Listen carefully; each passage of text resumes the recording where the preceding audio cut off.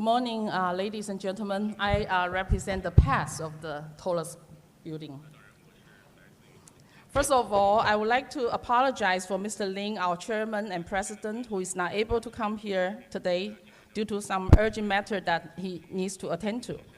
And he was really eager to come here to meet you, and I know some of you would like to see him again, too. And he actually wrote a speech himself that I will be reading from. Taipei 101 was the first building in the world to surpass the 500-meter mark in 2004. 6 years later, Burj Khalifa took over the title by a large margin. And we know now in 2020, we will only be the number 18. Like the commercial of Nike says, impossible is nothing. Now 500 meters is nothing. And you may know that Taipei 101 received LEED Platinum in July 2011, and we now can claim to be the world's tallest green building.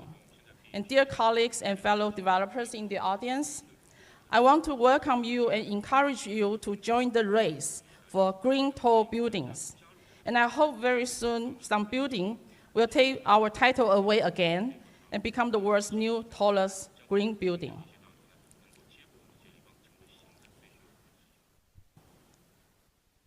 And now I will switch to Chinese and read from Harold's text. 各位女士、各位先生，大家早上好。我是 Ladies and gentlemen, good morning. My name is Cathy from Taipei 101. It is my great honor, on behalf of President and Chairman of the Board, Mr. Lin Hongming, to share with us some of our perspectives. The title I would like to talk to you about is Taipei 101, striving to be a sustainable skyscraper. Yes, indeed, we're committed to become a sustainable skyscraper due to economic growth and also the social and the scientific development. People start to build skyscrapers, and especially led by the U.S. in 1930s, the Empire Building came into being. In 1970, Chicago Sears Tower was newly built, and in 1998, the Petroleum's Tower in Malaysia was finished construction. In the year 2004, Taipei 101 was successfully built. By 2010, Burj Khalifa broke the record and created a new record.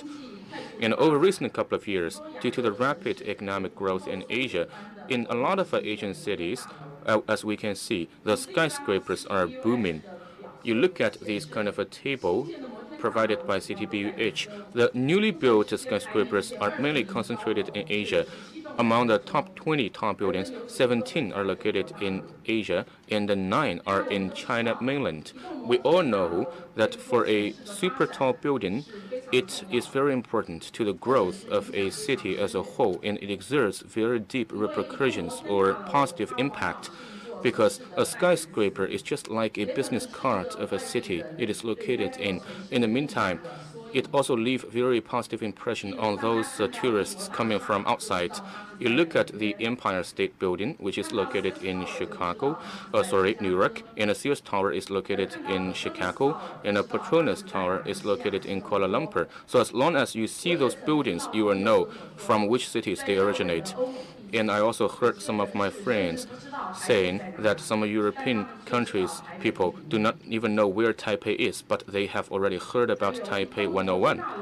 In a skyscraper will also change the skyline of a city, especially in some flat or low-rise, kind of a low-altitude city. If it rises far from the ground, then it becomes the center of the attention. In the meantime, we also know that a skyscraper is also like a show window of the economic vigor and vitality of the city, because it is located in a newly developed economic zone, or CBD, and the investment amount is really huge. And it is also a tourist attraction, attracting many outside tourists. Therefore, the rise or the benefits of this kind of a skyscraper is they can create a very strong impression for those outside tourists. And in addition, the skyscrapers also constitute a part of the habitat and the daily life of the citizens. And in most cases, you can see that they can have different units, for example, office and observatory, a restaurant and theater and cinema and residence. So possibly it is a place and a venue for the people for dinner and for rest and for entertainment. Maybe it is also a place for the family reunion. So that's why it is closely associated with the citizens' life. Yeah, thanks to the skyscraper and its significance in the city. So that's why for this skyscraper, it should also be sustainable together with the entire city. In order to pursue the sustainability, we cannot just pursue the profitability. More importantly, as mentioned by Mr. John Aldison, yeah, we have to comply with the triple bottom line. So actually, yeah, we have to strike the equilibrium among the social and environmental and economic benefits. So for Taipei 101, during the process of design, we don't know this theory. However, after several years of operation, yeah, we have also discovered that our operation theory is in line with this triple down theory. Well, at the preliminary stage of design, yeah, we hope that we can integrate the Chinese culture into this building, as well as the local culture. For example, the pagoda and bamboo, and the ancient money, and also some other coins. So these are all very important Chinese characteristics. So we hope that we can see the dialogue between the East and the West. Yeah, because Taiwan is in a place which will have a very strong typhoon. So that's why we have used the damper system. So it becomes a very significant component in our building. At the same time, the damper is also one of the highlights for the visitors in the observatory. So it has also helped us to create very good financial benefits thanks to the damper. And we have also used a double low E window, and we have also set up our energy management system because it is our hope that we can achieve comfort as well as energy efficiency simultaneously. So that's why we have introduced the state-of-the-art technologies, because we hope that we can construct the best, the safest, and the most environmental and the most energy-saving building. And in terms of corporate management, Taipei 101 and has already taken into consideration our best business model, office, shopping, and observatory deck. So these three operating units are complementary with each other. So this is also one of the key components for the successful operation. And for the shopping mall, it can provide the most convenient and also the most comfortable environment for our people in the office. And actually, the office workers are also very important visitors in our shopping mall, and they can also help us to create very good economic benefits, especially for the observatory. Well, this is the most advanced and most spacious office buildings, and it is also the venue for transnational companies, for example, Bayer, McKinsey, and Google. So they have all set their footprint in Office 101. So on a daily basis, there are more than 12,000 people working in this building. So this is 101 shopping mall. This is one of the best shopping malls in Asia. So you can also see a lot of flagship stores in this building. For example, CD.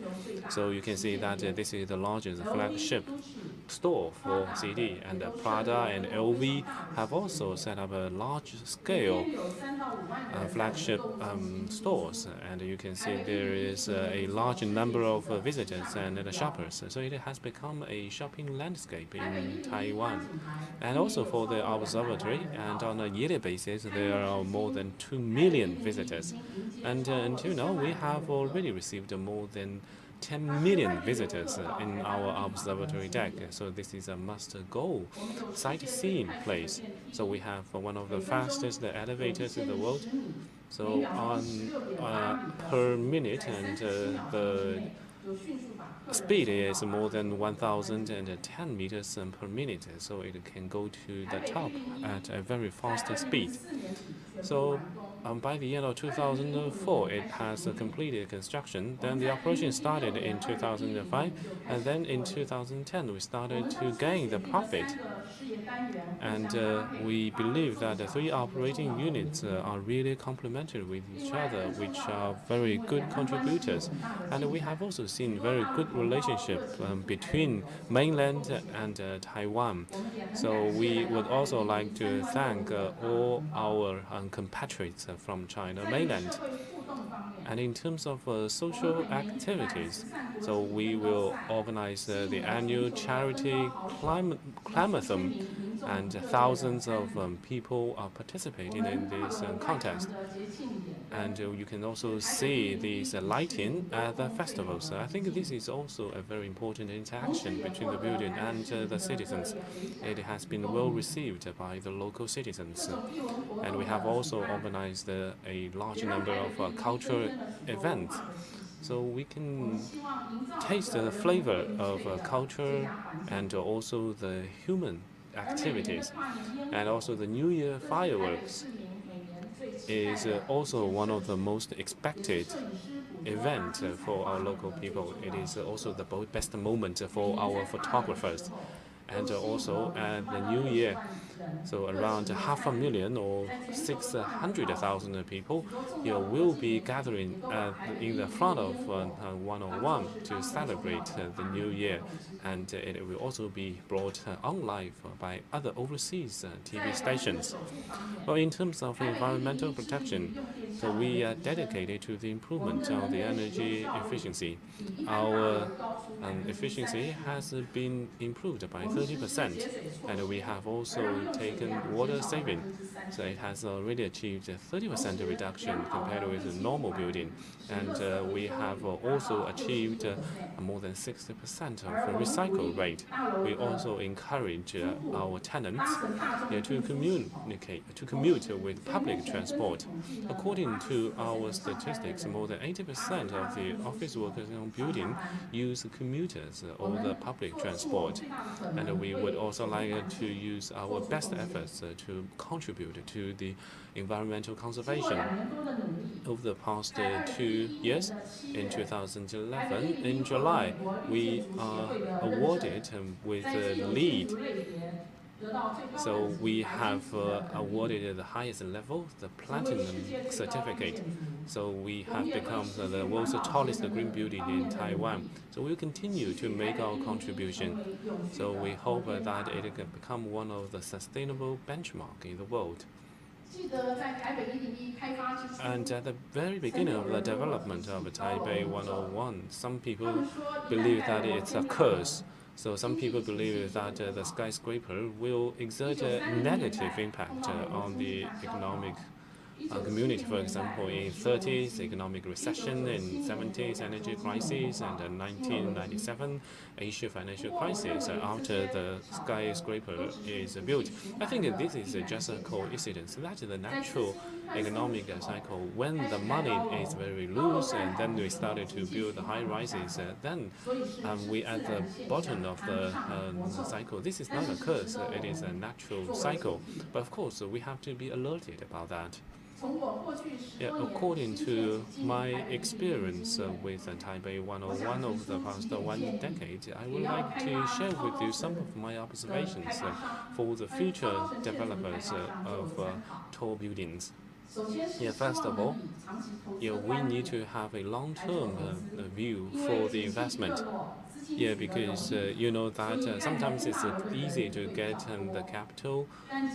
However, we will see the cycle. We will always see the rise and fall in the economic community. Yeah, because from planning to construction to operation to profitability, the time is pretty long.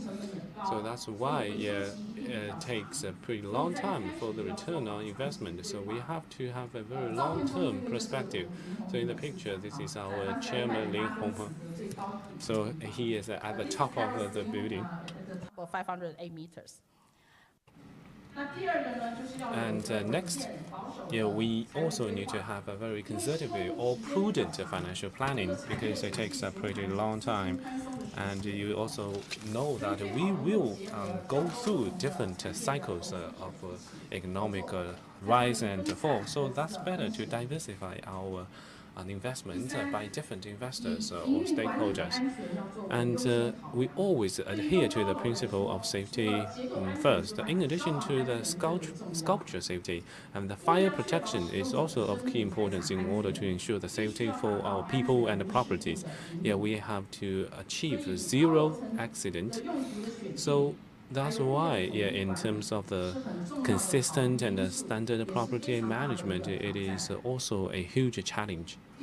And fourthly, because of the global warming, we have to build a sustainable and a green building from the planning and construction and operation. In each milestone, we have to take into consideration the impact on the environment. We have to use our best efforts to minimize the environmental impact. And fifthly, we have to choose the most appropriate business mode because each city, each building has its own unique characteristics. We have to choose the appropriate business modes in order to complement with each other in order to have a very good economic benefits.